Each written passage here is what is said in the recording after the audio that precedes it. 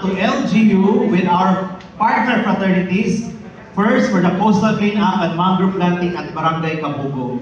So ato nakita diri ng amo pag-envision ng mga fraternities at mga brotherhood, sisterhood diri sa lungsod sa Claver, mahimo na partner ng ato LGU kabahin sa pag-implement ng mga various programs ng ato LGU. Number one is on environmental protection.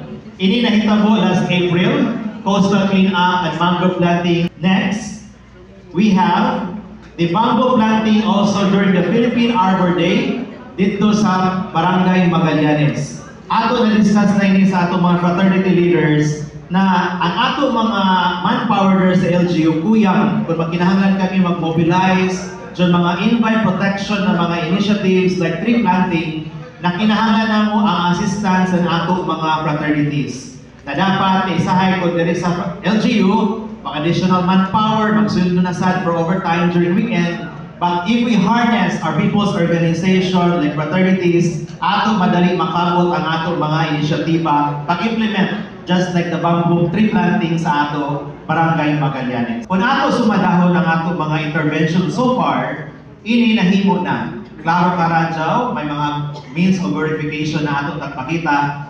Hamon pa ang ato pwede himuon, collaboration with the leadership of our municipal mayor. Kaya lagi ang pananaw ng ato LGU, ato i-harness ang potential ng ato mga fraternities.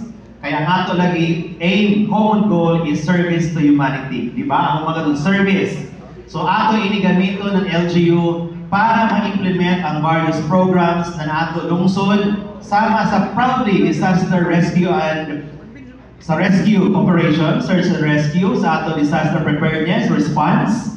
Pwede ka rin mag-accept ng volunteers. In fact, kung man fiesta, nag-post ako sa fraternity leaders na group chat namo na kinahanglan kami ng volunteers, datong mga way trabaho ng mga members, maghatag kami ng food packs, magtabang lamang sa among general services, mag-alasa-alasa ng mga bangko, maglimpyo sa ubal, kay kuyang kami na rin ng manpower sa LGU for now. So kung dyan yung mga mag-volunteer na way trabaho ng mga frat members, we will give them food packs para dyan ilakibali mauli sa ilabayay after the day. Dyan hapon madaya na 5 kilo na bugas plus canned goods every day kung mag-volunteer din sila sa atong Panagiusap Festival. Okay ba?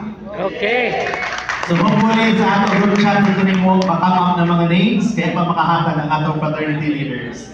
So once again, ato na nakita ang atahatag ng mga serbisyo, collaboration ng ato mga fraternities and the LGU, and we are looking forward after the first fraternity congress, historical first fraternity congress na hamon pa ang ato mga partner ng mga fraternities, sororities dito sa lungsod sa Claver para mas ato pa mapalagdan, pag-implement ang mga serbisyo ng ato LGU sa ato katawhang Claver. Daghang salamat, mabuhay ang tanan.